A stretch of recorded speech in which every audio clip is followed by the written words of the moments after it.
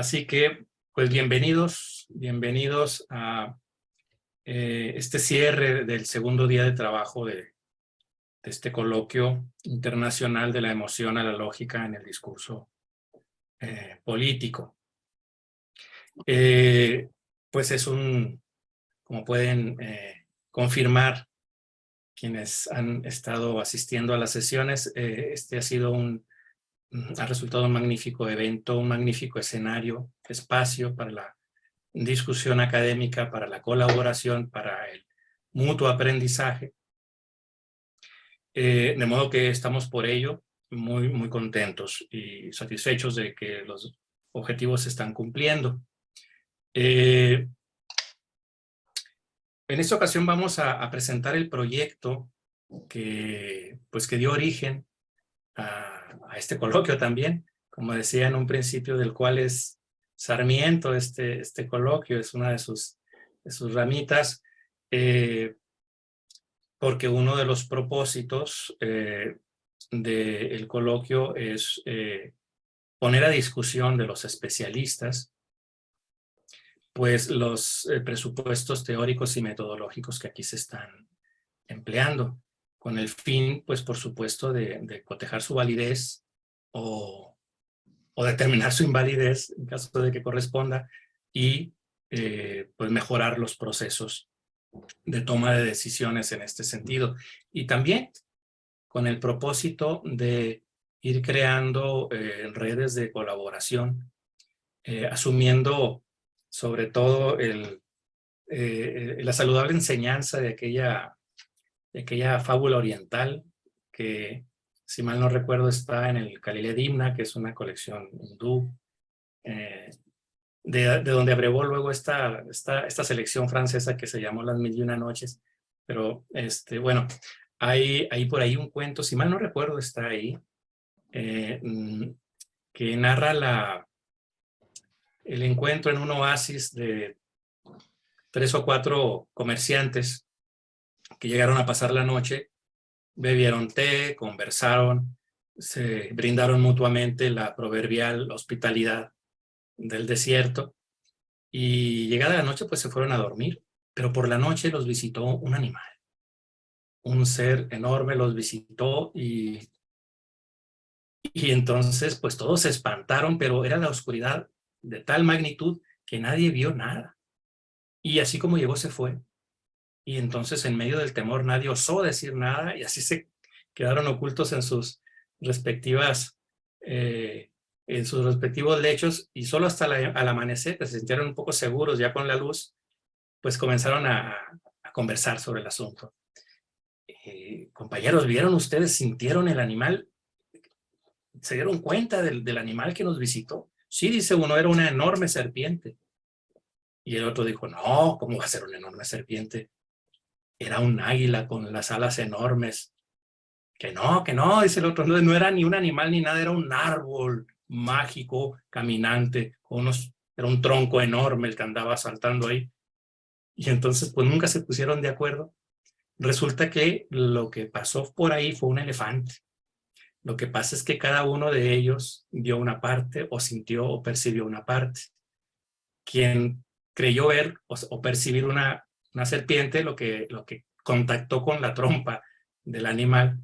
Quien creyó ver, o percibir un ave enorme, pues contactó con las orejas. Y el que creyó ver un árbol mágico, pues contactó con la pata. Es decir, que tenemos así también nosotros, en medio de esta oscuridad de la ignorancia, de la que siempre partimos, de la que siempre intentamos combatir, digamos, todos los que nos dedicamos a querer pues aprender y a querer descubrir, pues tenemos una visión parcial, muy parcial de los hechos. Y terminamos por ver pues una oreja o una trompa o una pata, nada más. Entonces no es sino mediante el diálogo que podemos hacernos una mejor idea de lo que estamos viendo. En ese sentido yo pues agradezco muchísimo el concurso, primero la respuesta a esta invitación y luego el concurso generoso, particularmente de un proyecto hermano que aquí ha sido ya muy discutido, y que pues, nos ha dado también luces de otras formas de comprender este enorme fenómeno, tal vez viendo la trompa que nosotros no vemos, ¿no? Así que bueno, para describirles de qué va la oreja que nosotros vemos, pues vamos a compartirles aquí una pequeña presentación de este proyecto. Vamos a ver que lo abra nada más.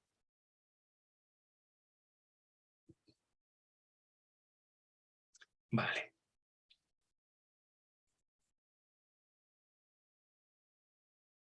Pues compartimos pantalla.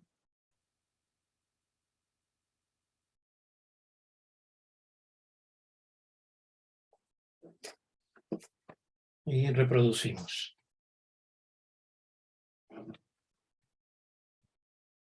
Bueno, pues muy bien. Nuestro proyecto tiene por nombre Ethos, Logos o Patos, análisis retórico de la argumentación política en San Luis Potosí. De algún modo es un estudio de caso y es un proyecto que ha obtenido un financiamiento por parte de CONACYT en su convocatoria Ciencia Básica, Ciencia de Frontera. Es un proyecto que pretende el análisis retórico del discurso político, particularmente de su argumentación, identificable en fuentes impresas y virtuales publicadas en San Luis Potosí durante 2021 y 2022. A partir, como digo, de las tres formas clásicas de la argumentación: ethos, logos y patos. Aquí estos propósitos iniciales se han visto pues ajustados debido a los propios tiempos de CONACYT, que el plan inicial que habíamos hecho nosotros de iniciar nuestro trabajo a principios de 2022, a principios del año que corre, pues tuvo que verse postergado por los propios tiempos, resoluciones que sobre la marcha estaban sacando, de modo que al final nos permitieron comenzar a trabajar a partir de julio y terminar una primera etapa, que por lo pronto pues es la etapa que financiaron, pues en noviembre, con lo cual se nos constriñeron los tiempos de un modo más o menos radical, y ello nos ha obligado a ajustar también los tiempos de observación, de modo que de lo que pensábamos en un principio, revisar los discursos producidos, publicados en prensa del todo el 2021, comprendiendo los tiempos electorales y los tiempos pre y post electorales, y todo el 2022 asumiendo también que sería el primer año de ejercicio del poder por parte del nuevo gobierno. Es un gobierno alternativo acá en San Luis Potosí, es un gobierno que se afilia a la 4T y que rompe en ese sentido con pues décadas de gobierno del PRI o del PAN a nivel estatal y también a nivel municipal en los diferentes municipios. Es un gobierno que también rompe con en muchos sentidos con la cultura y el discurso político tradicional en San Luis Potosí. También por eso queríamos nosotros estudiarlo. Entonces digo que hemos ajustado y nos hemos circunscrito en esta primera etapa exclusivamente a los tiempos electorales. Entonces estamos analizando producción impresa, prensa, a partir del 4 de abril que inician las campañas y hasta el 26 de septiembre, que es la toma de posesión. Así que, bueno, nosotros pretendemos continuar, por supuesto, en una segunda y tercera etapa, pero eso, digamos, lo vamos a hacer, pero no sabemos aún si con financiamiento o sin él. Como ya habíamos adelantado hoy por la mañana y en algunos comentarios anteriores en otras participaciones, cuando hablamos de argumentación en este proyecto, partimos de la concepción aristotélica de argumentación que que implica el aporte de pruebas. La argumentación como el lugar del discurso dedicado al aporte de pruebas. Ustedes recordarán que, por ahí lo veremos a continuación, pero creo que aquí viene bien. Recordarán que una de las más útiles herramientas de la disquisición retórica aplicada a la formación de discursos es la partición de los mismos en 4 o 5 elementos constitutivos.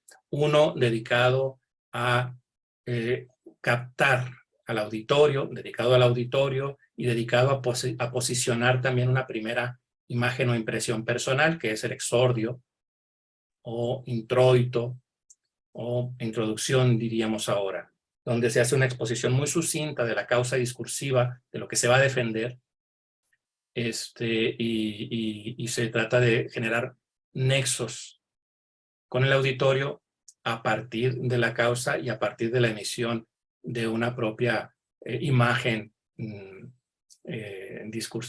personal discursiva. Después viene la narratio, que es una parte que el nombre también ahora traiciona, porque hoy por narratio entenderíamos narración como relato, y en realidad narratio etimológicamente es exposición, que podía ser una exposición lógica incluso, o cronológica, ¿no? La diferencia radica en la habilidad del emisor del discurso para usar una u otra. Por ejemplo, si le pedimos a un físico teórico que nos explique la naturaleza de la luz, probablemente, si en función del auditorio, si nosotros somos un auditorio oculto, pues nos va a hacer una explicación de carácter lógico. Pero si le pedimos a un niño que nos explique algo similar, o por qué regresó antes de la tienda y no trajo el mandado que le encargamos, pues probablemente el niño no nos va a dar una respuesta lógica, sino cronológica, y nos va a contar una serie de hechos que a su juicio justifican el por qué no cumplió con su encomienda. Es decir, que el hecho de que ahora usemos narración o narratio exclusivamente para hablar de relato es una deformación histórica. Narratio implicaba la exposición de la causa, el momento en que el orador decía, bueno, fulano es inocente en el caso del discurso judicial, este proyecto es el mejor en el caso del discurso político, o la santidad de fulano de tal o la honorabilidad de fulano de tal es incuestionable en el caso del discurso panegírico. Y una tercera etapa súper interesante era el argumentatio. El argumentatio, que es el lugar de las pruebas del discurso, el lugar en el cual se aportaban elementos para sostener la causa enunciada un poco antes. Ahora, digamos, esta partición pareciera que implica una sucesión, y salvo las dos partes de los límites del discurso, es decir, el exordio o la conclusio o peroratio, tendrían un puesto fijo, digamos, temporalmente hablando a lo largo del decurso del discurso. Las otras podrían jugarse, podía hacerse una narratio mezclada con argumento y viceversa, o algún argumento de carácter narrativo, que también lo hay, como también adelantábamos por la mañana a propósito de una intervención por ahí de Javier Martínez Villarroya. Hay argumentos, los inductivos pueden ser de carácter narrativo. Pero bueno, en suma, partimos de la noción de argumentación como prueba del discurso exclusivamente. Digamos, es una de las definiciones operativas. Y esto tiene como base, pues, a Aristóteles, ¿no? Me gusta mucho esa foto, porque esta es la foto de la escuela de Atenas, de Rafael, donde a un lado no se ve ahí, pero estaría Platón, y Aristóteles le está mostrando así con la mano. A mí me parece así como que es una representación justamente del modo en que Aristóteles discute con el Gorgias de Platón sobre la legitimidad de la retórica. Dice a este propósito, a propósito de las pruebas, dice Aristóteles, De entre las pruebas por persuasión, que son las propias del arte, es decir, porque hay pruebas que no son propias del arte y también conviene que el orador pueda usarlas, pero esas solamente las usa. También a propósito de algo, lo comentábamos anteriormente, esas no las construye. Las pruebas por arte son las que construye el orador a partir de su ingenio o a partir de la recolección de elementos para comparar. Entonces, de entre las pruebas por persuasión, que son propias del arte, las que pueden obtenerse mediante el discurso, dice el traductor, ¿no?, que es Quintín Racionero, son de 3 especies.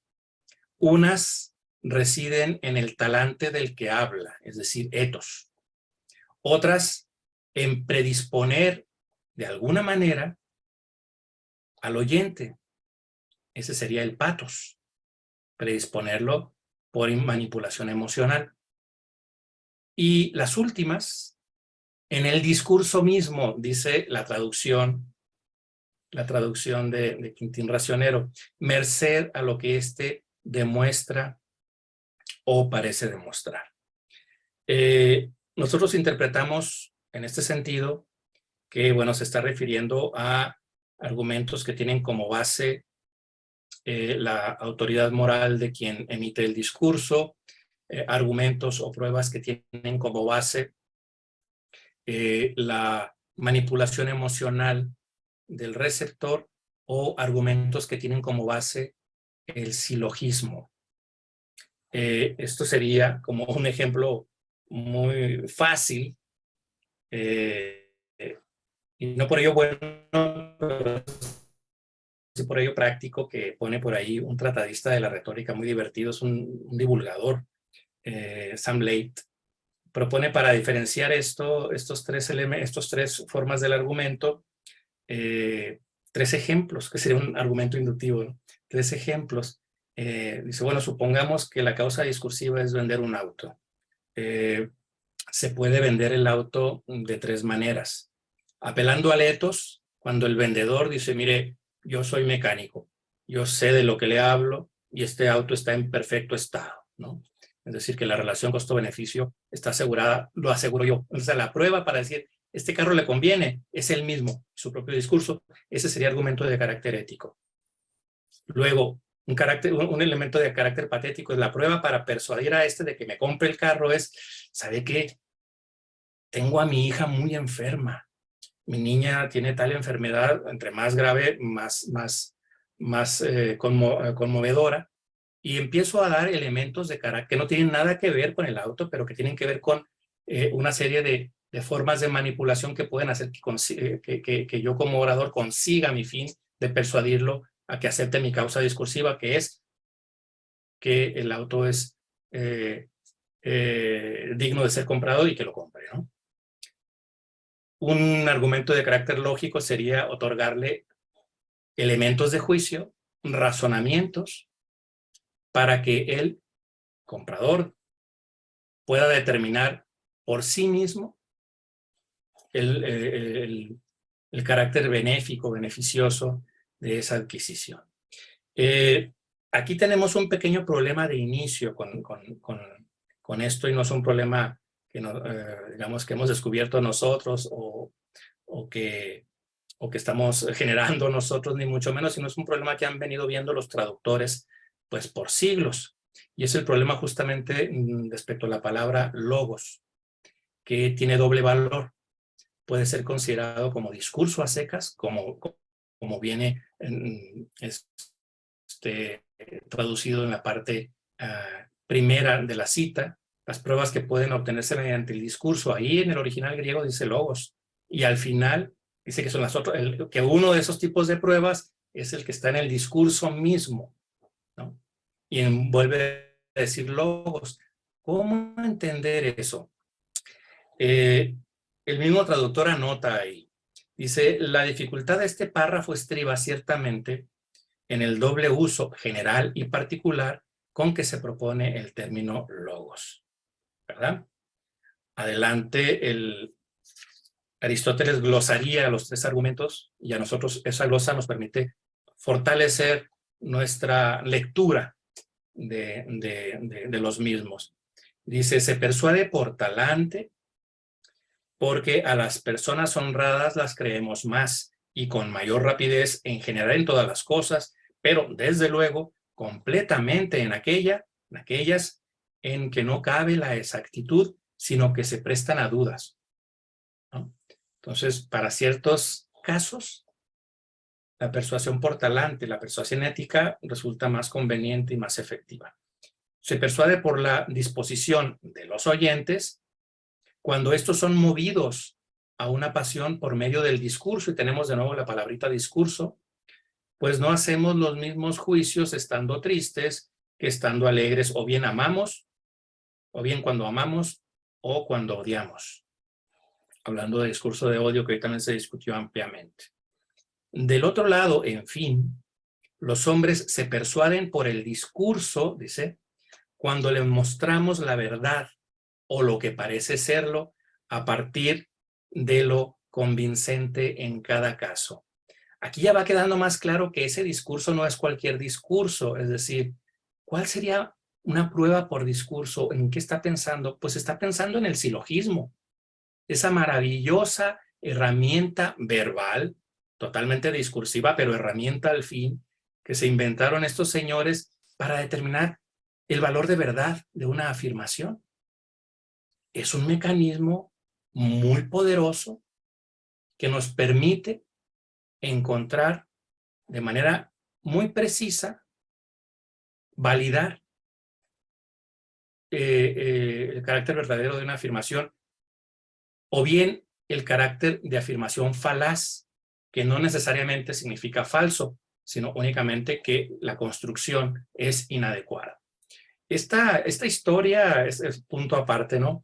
Esta historia de la obsesión occidental por la verdad merece atención particular, porque es la que nos ha traído hasta acá, dicho sea de paso, pero además porque se han sucedido estas maquinitas a lo largo, estas maquinitas verbales a lo largo de la historia.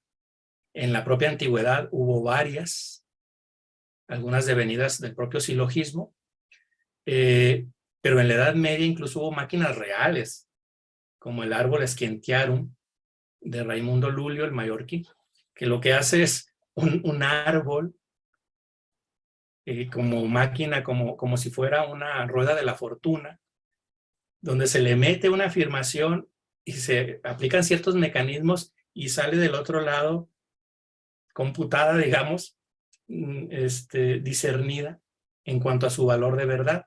Esta es una primera computadora, estamos hablando pues de la Edad Media.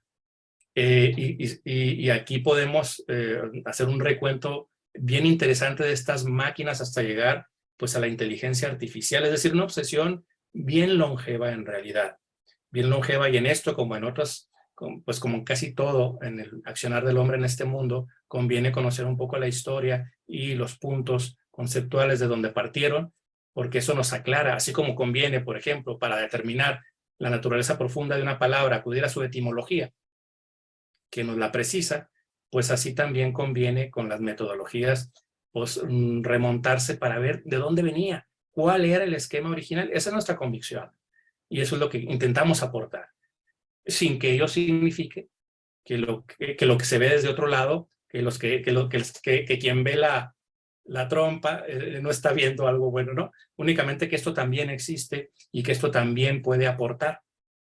Naturalmente que esto también está acotado, porque tiene sus límites, tiene muchísimos límites. Aquí vuelve el traductor.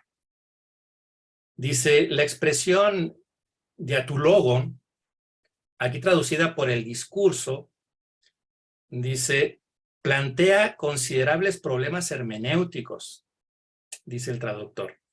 Spengel y Cope, siguiendo a Quintiliano en su Institutio Oratoria, entienden que se trata de la prueba lógica, y en este sentido la identifican con el entimema. Recordemos que el entimema es un silogismo imperfecto, es decir, es un silogismo que no tiene 3 elementos. Los silogismos es una maquinita verbal muy precisa y preciosa que, como ustedes bien saben, Tiene una premisa general, una premisa particular y luego una conclusión que deriva de la relación entre ambas premisas primeras. Si esta relación es válida, la premisa resultante tiene que ser necesariamente verdadera. Al final, quienes más han desarrollado estos fueron los matemáticos, y donde nació, que es en el seno del trivium, digamos, de las disciplinas de la palabra, que es la dialéctica, donde nació, pues fue abandonada un poquito, excepto por los filósofos que algunos todavía la siguen cultivando. El entimema es el silogismo que puede ser usado en retórica. Es un silogismo imperfecto porque solo tiene dos elementos, porque se elide uno. Un discurso antimemático, por ejemplo, es el refrán: camarón que se duerme, se lo lleva a la corriente. Es decir, eso es un silogismo, pero es un silogismo imperfecto porque ha elidido uno de los términos, que esta elisión es muy propia del lenguaje popular por sentido práctico, pero también le otorga al discurso una mayor velocidad. Por tanto, es el recomendable en el discurso oratorio, porque en un discurso oratorio no hay tiempo suficiente para pues articular el silogismo. Es como en el pleito, sacar la carabina de Ambrosio y espérame tantito, déjame la cargo de nuevo. Pues no hay tiempo, hay que disparar y disparar. Entonces la velocidad implicaba silogismos mucho más móviles. Entonces el entimema es el que se puede usar, pero en cualquiera de los casos parece quedar claro, por lo menos es una opinión bastante autorizada, pues ni más ni menos que por Quintiliano, de que cuando habla de logos, en este sentido, Aristóteles habla de la prueba lógica y no de la palabra en general, ¿no? Esto también es una consideración que hay que tener en cuenta y que por lo menos aquí es consideración de base. Como bien se ve, pues esto es un problema hermenéutico, es decir, no está acabado. Nosotros acá tomamos esta posición pues por perspectiva retórica, pero no quiere decir que sea pues la única, claramente, claro está, ¿no? En suma, aunque a nosotros, a nuestro juicio, aunque por logos se entendiera solo discurso y no lógica, creo yo que sería una mala taxonomía entonces la de Aristóteles, porque si se refiriera a la palabra en general, ello haría que estas pruebas de carácter lógico coincidieran con los propósitos de la retórica en su conjunto, que son justamente el persuadir por la palabra. No tendría mucho sentido, ¿no?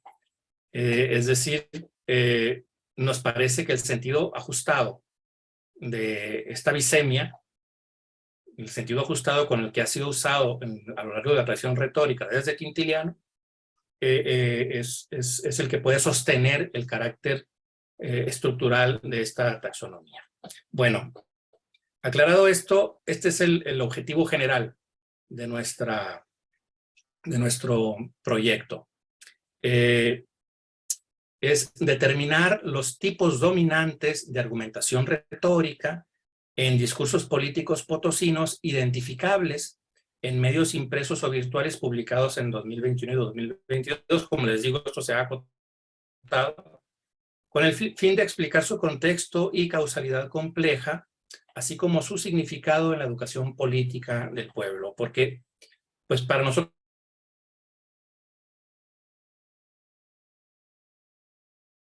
tenemos que, sino también de su recepción, cosa que, por ejemplo, nosotros hemos visto muy agradablemente también contemplado de manera efectiva en el proyecto que aquí también nos han compartido los colegas de la Universidad Panamericana. Porque la noción de la recepción importa mucho. La labor del orador, el orador como lo había definido Cicerón como vir bonus dicendi peritus, es decir, un hombre bueno y experto en el decir, no es gratuita. Es decir, hay una connotación moral en el uso de la retórica. Hay una connotación didáctica en el uso de la retórica. A discursos de excelencia debieran corresponderse auditorios de excelencia, ciudadanía receptora de discursos de excelencia y viceversa, de modo que si se afecta la capacidad crítica de un pueblo para asumir y discernir discursos, pues se facilita la labor de imposición por parte de oradores venales, ¿verdad? Es en esto como en cualquier arte. Es decir, yo recuerdo una anécdota que con cierta frecuencia nos contaba, aunque ya no la sabíamos, pero nos las contaba una y otra vez mi maestro Aurelio González, ahí en un colegio de México, que él es experto en teatro, y se quejaba mucho de que aquí en México no había público especializado que garantizara un desarrollo de teatro de altura, ¿no? Entonces nos explicaba cómo en el teatro del siglo de oro español, en el gran teatro clásico español, en Lope de Vega, de nuestro Ruiz de Alarcón, en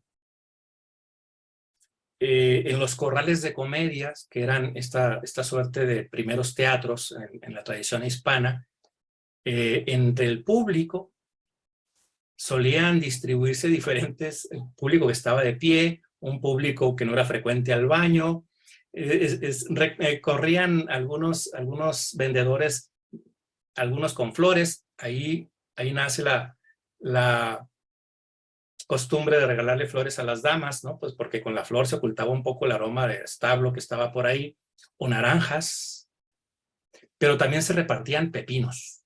¿Y para qué los pepinos? Pues era para arrojarlos a los actores cuando fallaban. Y era terrible. ¿Y cómo lo sabemos esto? Pues en las mismas comedias, sobre todo en algunas jocosas, están presentes las quejas de los actores de que se tenían que estar cuidando de los pepinazos. Claro, eran los malos actores. Y entonces decía Aurelio, bueno, es necesario ver esta parte del público como contraparte necesaria del desarrollo de un teatro de calidad. Por contraparte, contaba que en alguna ocasión, escuchando por ahí en la sala Nezahualcóyotl, alguna orquesta local, creo que era Bruckner, y desafinó el cello, y el público lo que hace es aplaudirle, ¿no?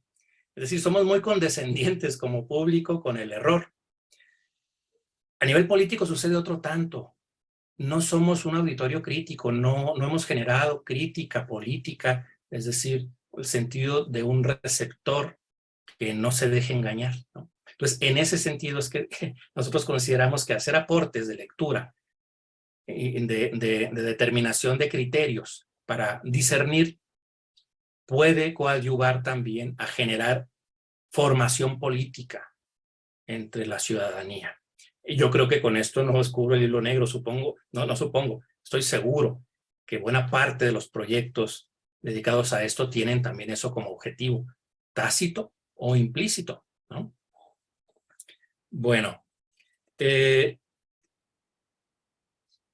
ya habíamos visto en la mañana este pequeño paradigma de Gerardo Ramírez Vidal, tomado de su libro La palabra y el puño, perfiles de la retórica nazista en Mein Kampf de Hitler. Y nosotros creemos que es un criterio saludable de partida para un proyecto de investigación de esta naturaleza. Es decir, si vamos a evaluar los discursos producidos de acuerdo con este parámetro de las formas de prueba, pues tendríamos que tener un criterio que nos ayude a leer. Y este primer criterio resulta saludable. Si la preeminencia de argumentos corre por aquellos de carácter ético, estaríamos frente a discursos autoritarios, es decir, se correspondería con una dinámica de producción-recepción de carácter autoritario. Si por el contrario pudiéramos desarrollar, una sociedad pudiera desarrollar una dinámica de producción-reproducción de carácter, de discursos en cuya argumentación prive el carácter lógico, pues esto podría corresponderse con una sociedad democrática y horizontal. ¿Por qué?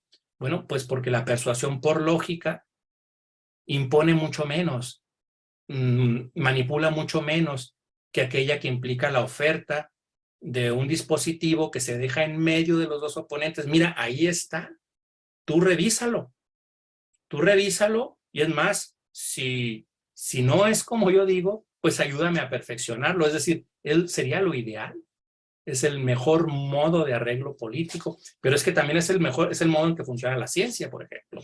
Por eso la ciencia es modelo, ¿no? Es el modo en que funciona el conocimiento, que es una de las formas más excesas que hemos podido producir en Occidente. También en la mañana había propuesto que podríamos considerar la existencia de un tercer orden, ¿no?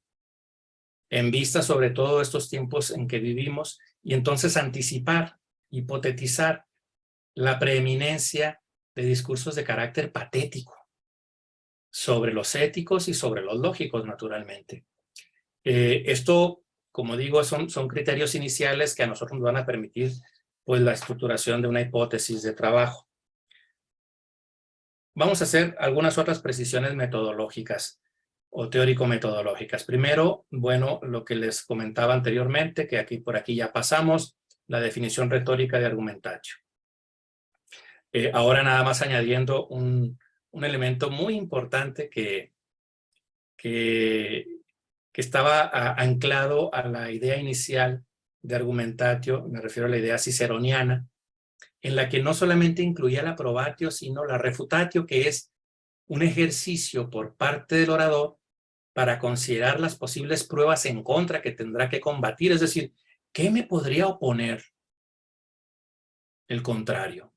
¿Qué pruebas podría para una causa opuesta a la que yo voy a defender podría proponer? Entonces me preparaba yo para destruírselas, ¿no? Esto porque el discurso judicial es el de base. Ya después esto podía aplicarse al discurso deliberativo o político, o podía incluso aplicarse al discurso de carácter panegírico. Pero el de base, sobre el que está montada buena parte de las disquisiciones del arte retórico, es el discurso de carácter judicial. Luego, Quintiliano desbrozaría esta parte del argumentatio y propondría 5 partes del discurso, y la refutatio la pondría aparte, considerando también la posibilidad de que ahí en esa parte el orador se cuestionase sobre la propia eficacia de sus propias pruebas, es decir, que fungiera como su propio oponente. Entonces, digamos, estos ejercicios de probatio y refutatio fundamentan o refuerzan la definición de argumento exclusivamente como prueba, ¿no? En este sentido, nosotros nos alejamos de la teoría de la argumentación, tal como pues fue propuesta por Toulmin en 1958 con este célebre libro de los usos de la argumentación. Nosotros nos alejamos porque traemos, pues digamos, esta otra definición, pero hay que reconocer las diferencias, porque no se trata de lo mismo cuando desde esta perspectiva toulminiana de nueva retórica se habla de argumento. No se está hablando de lo mismo que se habla en retórica clásica, ¿no? Conducen a diferentes unidades analíticas, conducen a diferentes perspectivas de análisis, ¿no? Entonces nosotros acá partimos exclusivamente de la retórica. Desde esta perspectiva toulminiana, el argumento no sería prueba, sino encadenamiento, ¿no? Encadenamiento hecho con base en operadores argumentales, así le llaman. Y estos operadores argumentales pueden ser enlaces valorativos, como casi, poco o cerca, o pueden ser conectores normativos, como por lo tanto, o pueden ser transgresivos, como sin embargo.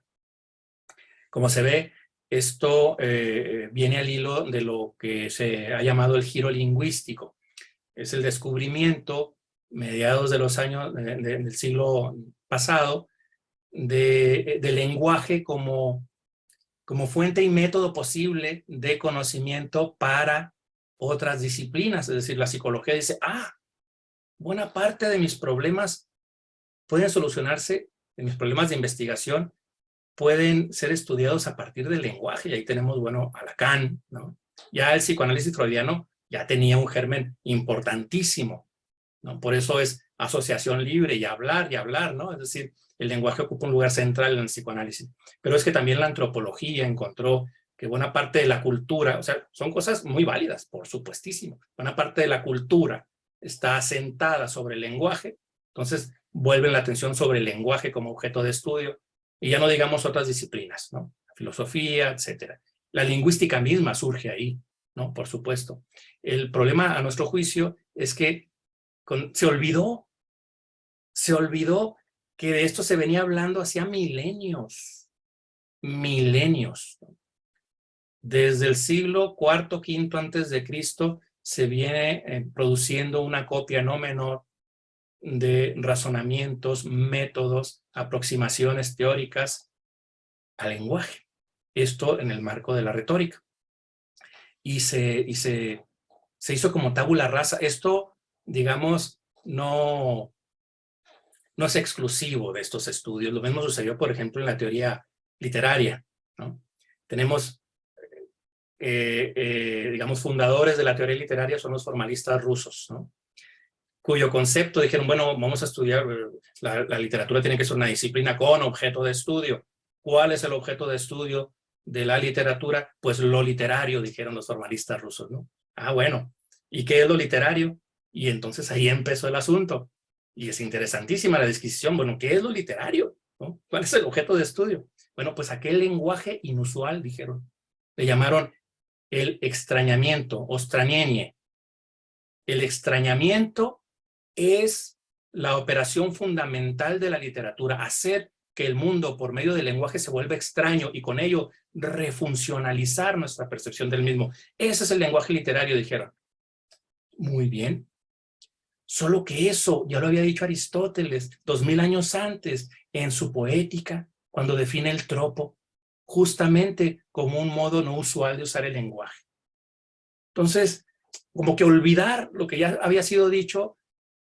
No sé, en la mañana preguntaba a alguien, bueno, ¿y por qué respecto a los discursos de odio seguimos repitiendo la historia? Pues es por eso, porque lo olvidamos, porque a veces interesadamente se cancelan ciertas posibilidades humanas. En concreto, la retórica comenzó a ser mala palabra, por ejemplo, no entre nosotros, pero sí entre nuestros objetos de estudio, por ejemplo, entre los usuarios del discurso político, con frecuencia podemos encontrar que eso es pura retórica, como para decir, eso es palabrería vana, etcétera, ¿no? Es decir, hay una mala prensa de la retórica como disciplina, y esto no es gratuito.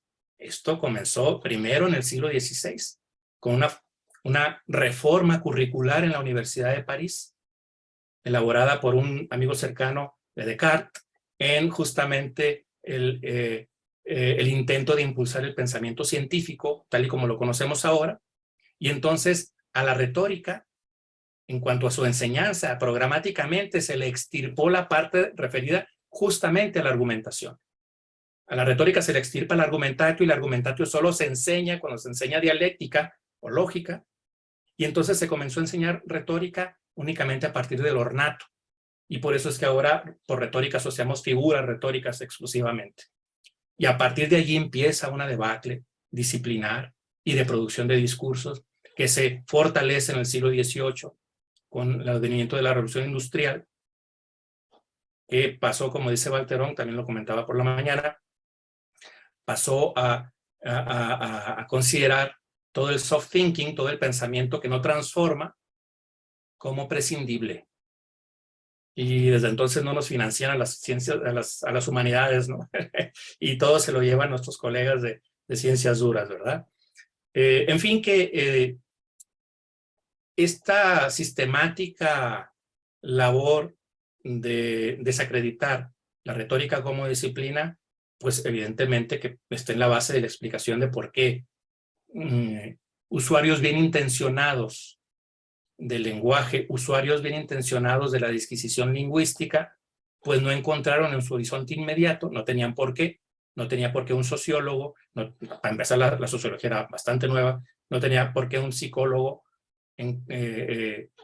conocer de retórica a la que ya solamente le prestaban atención los curas y los viejitos, o los curas viejitos, ¿no? En consecuencia, se comprende, pero hay que hacer la diferencia únicamente y hay que recordar que había vida antes de Tulmín, ¿no?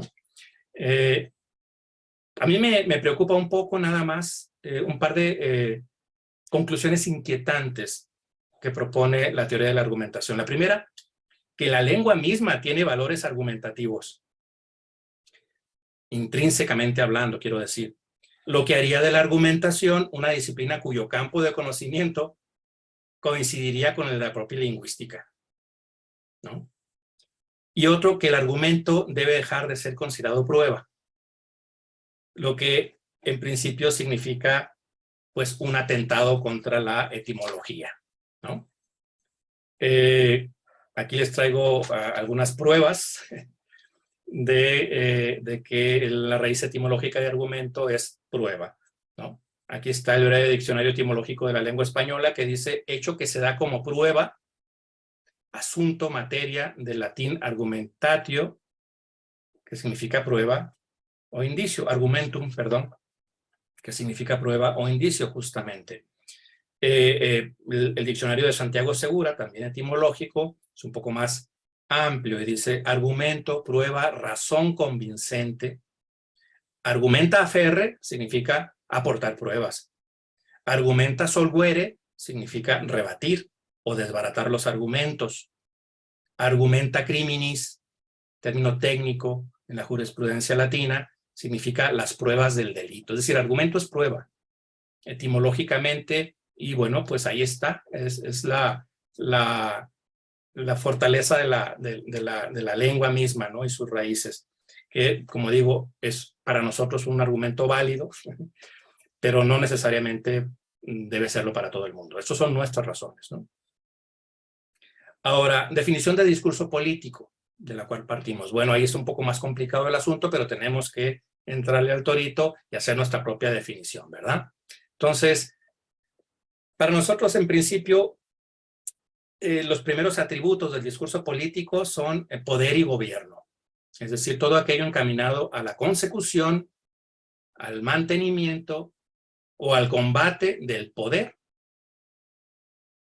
Para nosotros debe ser considerado discurso político. Lo mismo que aquellos que implican o que están encaminados a su ejercicio. Entonces, poder y gobierno son condiciones sine qua non del discurso político.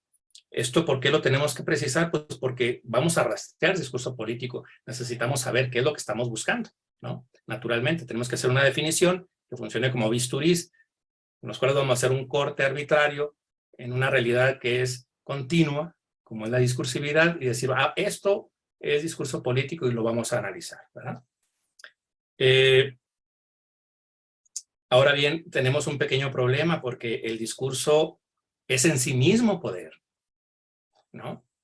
No solamente es un medio para el poder, sino el campo de batalla en el que se lucha por él y a la vez el poder mismo por el que se lucha, como dice Alejandro Carvajal Pardo.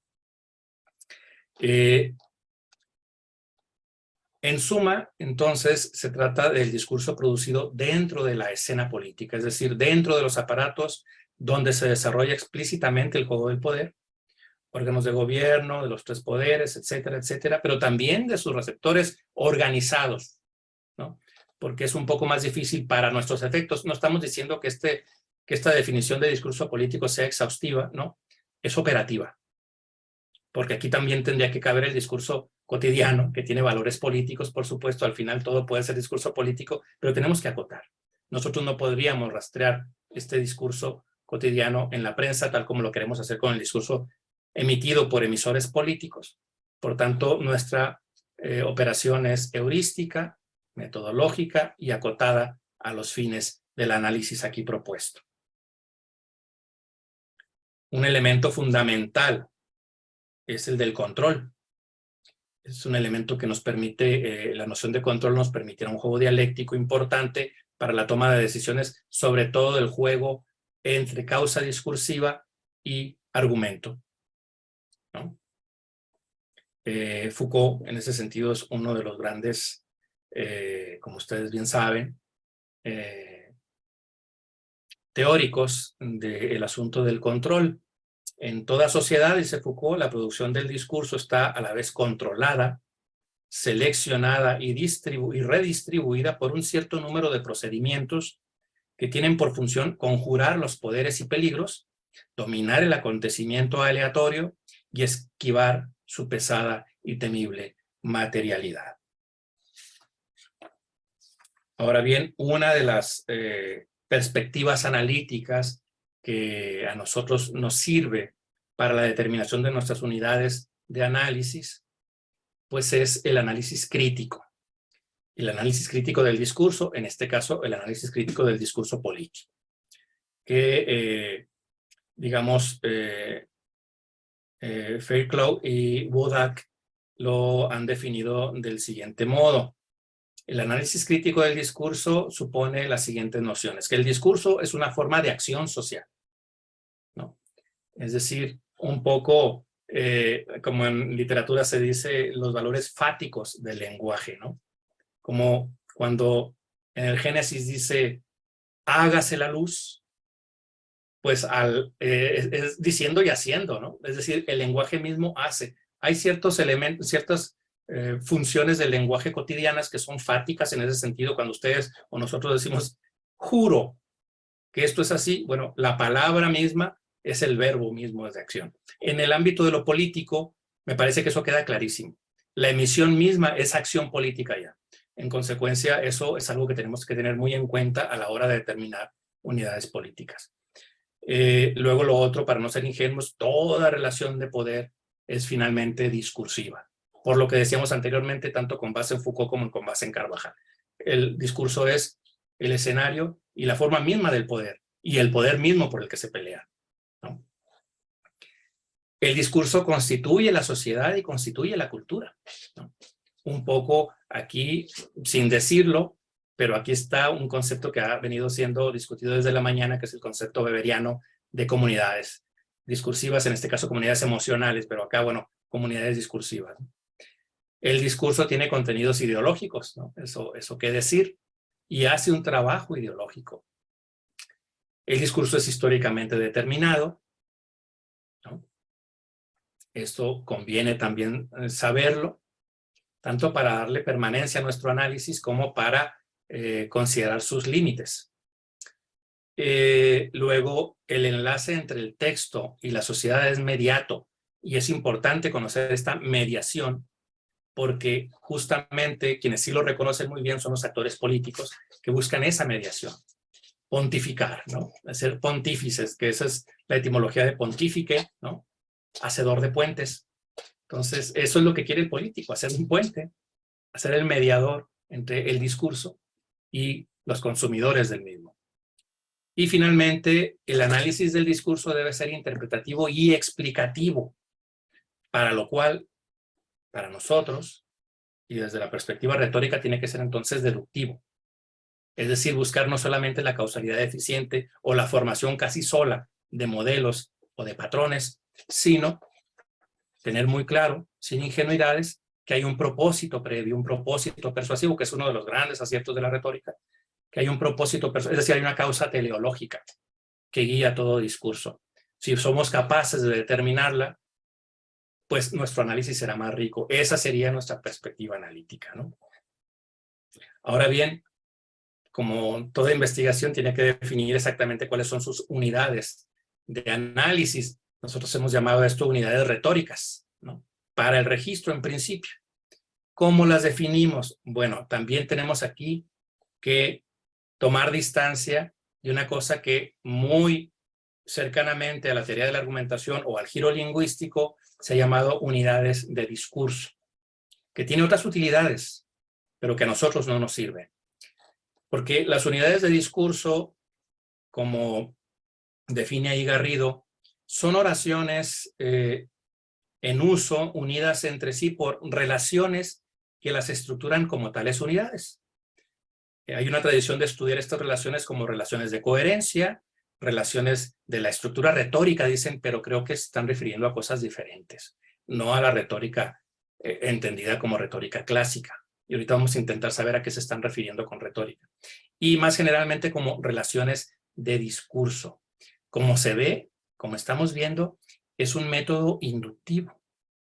Es un método muy parecido al lingüístico, gramatical, y cómo opera para intentar discernir el sentido profundo de una oración a partir de la descomposición. Es un método analítico, de la descomposición por partes y luego de ver cómo empiezan a formarse.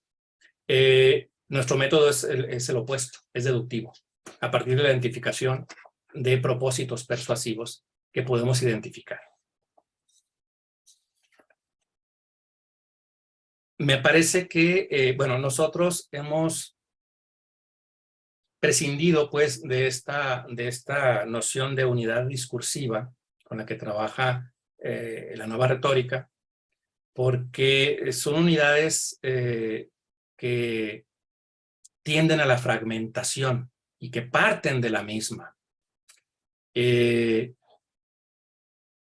Distinguen niveles altos y bajos de granulidad, así se le llama técnicamente. Las primeras, las unidades intraoracionales, que son más granulares, son estas unidades o coordinadas o adversativas, etcétera, distinguen, no recogen información alguna, según los exponentes, de esta perspectiva, no recogen información sobre relaciones retóricas. En cambio, dicen que las segundas sí, y probablemente sí, pero como digo, necesitamos entonces saber exactamente a qué nos referimos con retórica. Las unidades interoracionales, es decir, los párrafos, los enunciados son menos granulares. Nosotros no hemos partido de esta perspectiva analítica, porque como digo, suponen que sumando las partes se llegará al todo. Yo creo que no, bueno, desde el punto de vista retórico, la suma de las partes nunca da necesariamente la imagen del todo, es decir, la suma de los ladrillos no configura la pared, sino cuando esta pared obedece a un plan predeterminado, está dentro de un plano justamente y tiene cierta función estructural. Lo mismo que la suma de engranes, pues no arma el reloj, sino cuando hay un diseño previo que los acomoda. Entonces, nosotros queremos determinar el carácter de ese diseño y luego en todo caso ver cómo las partes están funcionando. Es decir, estamos yendo más allá de la noción de estructura para trabajar con la noción de sistema.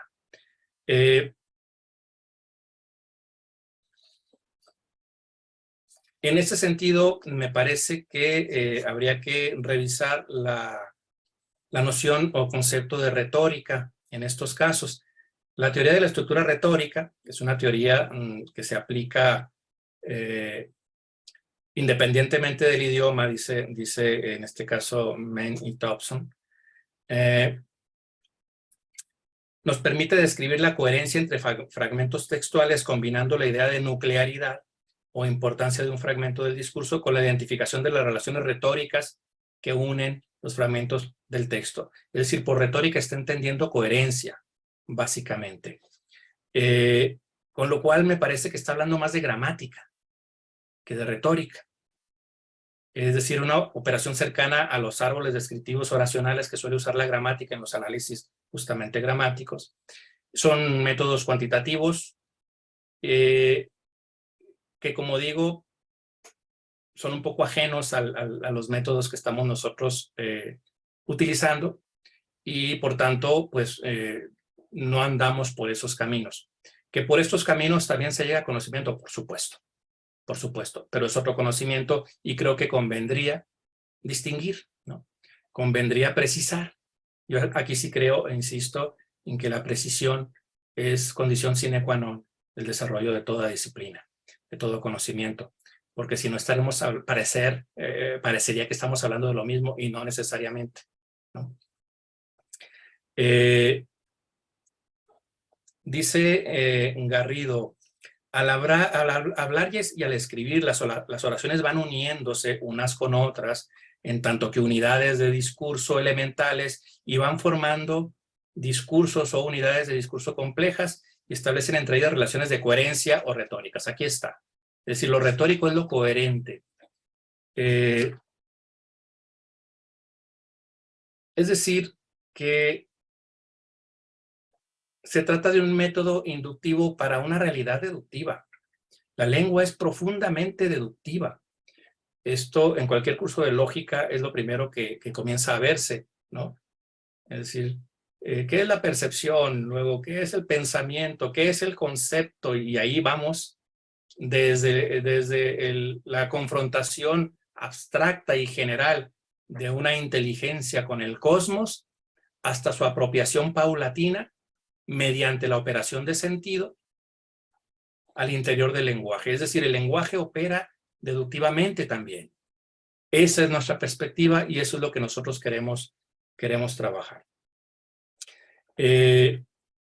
Hace interesantes precisiones aquí Garrido que podrían confirmar, como digo, la hipótesis de que las aproximaciones lingüísticas son de carácter inductivo, mientras que las retóricas son deductivas. Como Garrido identifica los párrafos, con la diferencia de que el núcleo de los párrafos es semántico y no de propósito, como sería el núcleo retórico, que siempre será de propósito persuasivo, ¿no? Entonces, por todo esto, aquí preferimos la articulación de un concepto propio, pero un concepto que está anclado, por supuesto, en la antigua retórica y que nos permite una segmentación atenta al propósito persuasivo del discurso.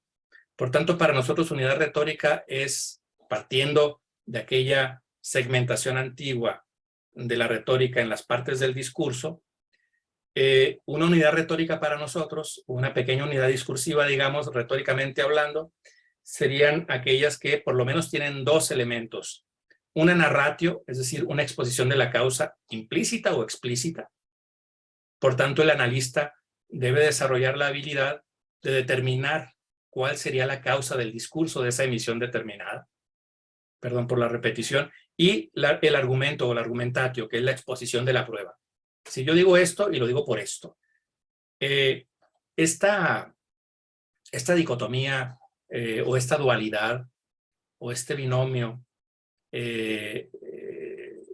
profundamente interrelacionado nos permite recoger elementos discursivos que son muy fértiles para el estudio del propósito profundo de los discursos.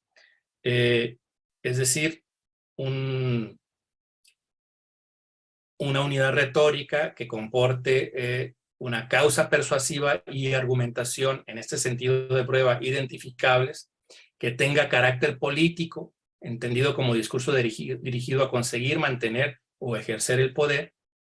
Y luego una tercera precisión que bueno, suponemos nosotros que el carácter escrito es una, digamos, una determinación absolutamente metodológica, que en este caso y para estos efectos suponemos que el carácter escrito de lo que recogemos no afecta la consideración retórica, que en principio apuntaría hacia lo oral, para este propósito, porque se sobreentiende buena parte de las emisiones originales de estas unidades son orales, efectivamente. Son notas que se recogen en campo. Algunas sí que son emisiones como boletines y demás. Y bueno, ahí estamos frente a otro cantar y haremos las adecuaciones pertinentes. Así que, para ir cerrando, la causa discursiva es el propósito persuasivo del discurso, la verdad u opinión que se defiende o propone en esta unidad retórica particular. Es el núcleo de la misma y es condición sine qua non para la existencia misma de la unidad retórica. Es decir, sin causa discursiva no hay unidad o discurso que valga la pena estudiar para nosotros, ¿no? Digamos, para este efecto retórico, no estoy diciendo para otra cosa. Luego, otro elemento de discernimiento que nos permitimos acá y que ha sido de riqueza notable es el establecimiento de los tipos de discurso. En la antigüedad esta taxonomía era conocida como los genera causarum, es decir, justamente como géneros de causa, Es decir, el tipo de discurso era determinado por el tipo de causa. Y eran tres: el de género deliberativo, que hoy sería el correspondiente a nuestro discurso político, donde siempre la cuestión que se discute o que se persuade gira o oscila entre los polos de lo útil o lo inútil, y la percepción siempre será a futuro, como el discurso político. El discurso político en ese sentido siempre será deliberativo en principio, porque al final ninguna de estas taxonomías de ningún tipo en el horizonte de los estudios clásicos son estancas. Son totalmente artificiales y lo que pretenden es aclarar el juicio de quien se acerca a ellos con fines de conocimiento o de producción o reproducción, pero no quiere decir que en la realidad se puedan identificar así, como sucede en buena parte de los conceptos de las disciplinas humanísticas, dicho sea de paso, ¿no? Por el contrario, el discurso panegírico orienta su persuasión hacia el pasado, hacia considerar algo sucedido en el pasado, como es el caso de una vida notable, de una persona o de una institución, porque el discurso panegírico siempre es encomiástico e implica el dirimir una cuestión en torno al vicio o la virtud. Y digo yo que no son estancos porque es muy frecuente encontrar en el discurso político de cualquier signo mucho panegírico, mucha alabanza y vituperio.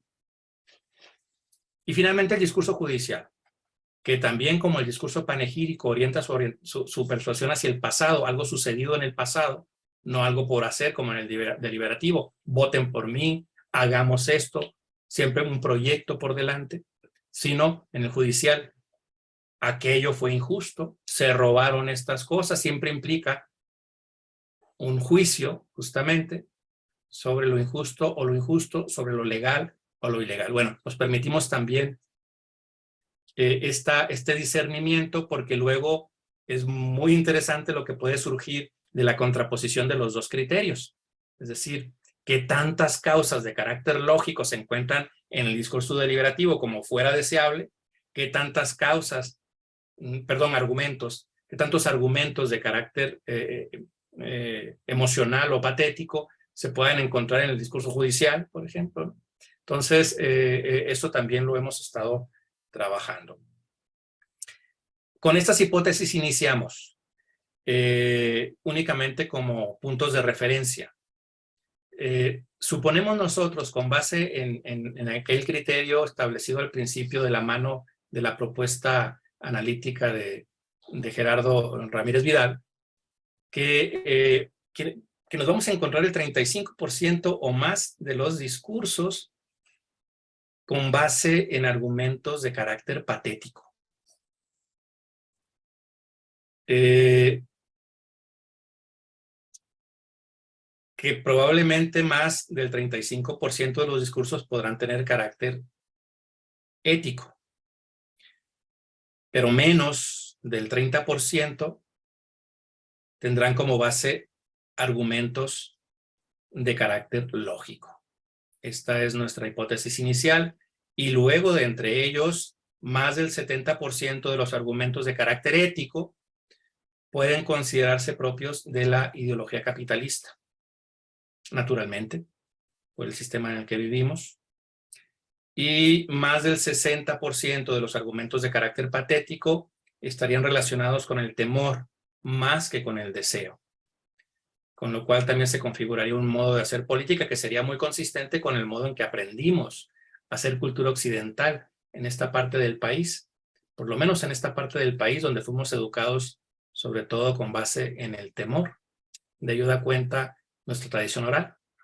La emoción básica con la que se transmiten los cuentos tradicionales en esta parte del mundo son los cuentos, son las leyendas de aparecidos y demás. Es decir, hay una emoción básica de constitución simbólica del entorno que tiene como base el temor, más que la aspiración. Entonces, bueno, estas son nuestras hipótesis iniciales y solamente son puntos de referencia, y con base en ello, pues ya hemos iniciado el análisis, desarrollando algunos instrumentos, pero de ello nos va a hablar nuestro compañero Benigno.